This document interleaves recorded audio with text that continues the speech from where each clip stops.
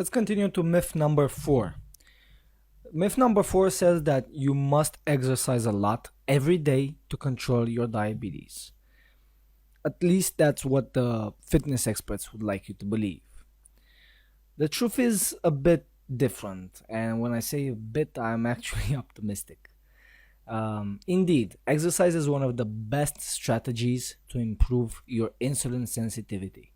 As you will further learn into this course, improving your insulin sensitivity and reversing your insulin resistance is the main goal, is the main method through which we can reverse type 2 diabetes.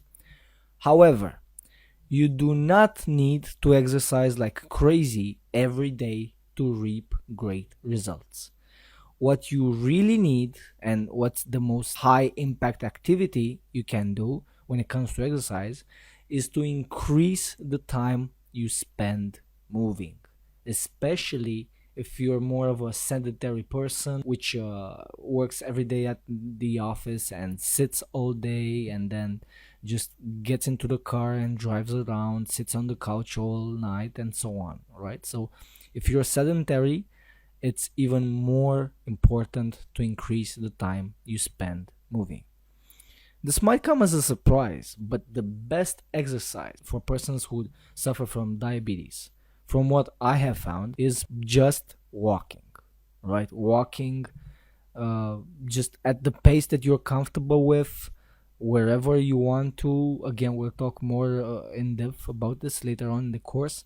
But one of the best ways to increase the time you spend moving and lower your blood sugar levels is walking, right? Just walking. You don't need any special equipment for this. You don't need to go to the gym for this. You don't need to spend money on this.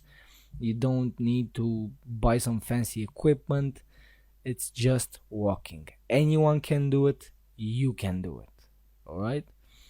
Besides walking, standing up more often is another great effective strategy to improve your insulin sensitivity.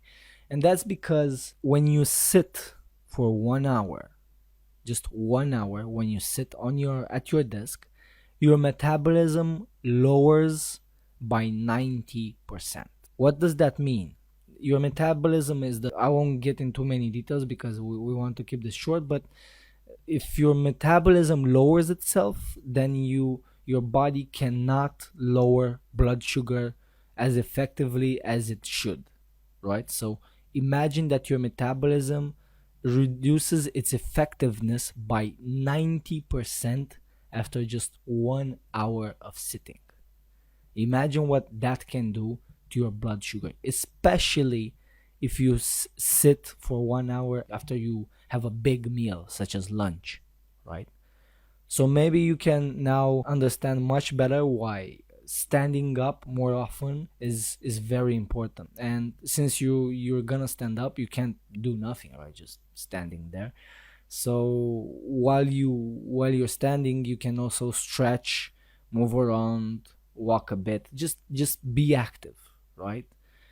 This is the big theme when it comes to exercise for diabetes. Just be active. Start with that, and once you start to get the feeling of being active, and you start to appreciate the effects it has on your body, on your blood sugar, on your well-being, then you might want to take it further, like, I don't know, walking more, going to the gym, practicing bodyweight exercises, and so on. I would strongly suggest to avoid high intensity exercises for the simple reason that especially if you're not very fit, as most people are, um, high intensity exercises actually become a stress factor for your body, which only raises blood sugar even more and makes reversing diabetes even harder,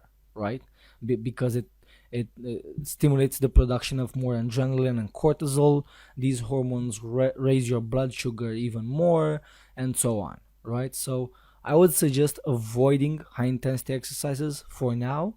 And when it comes to that, I would also suggest avoiding any macho fitness as much as you can. And When I say macho fitness, I mean the usual fitness programs that are taking place in the commercial gyms, the fitness programs like, I don't know, P90X, like the intense yoga workouts.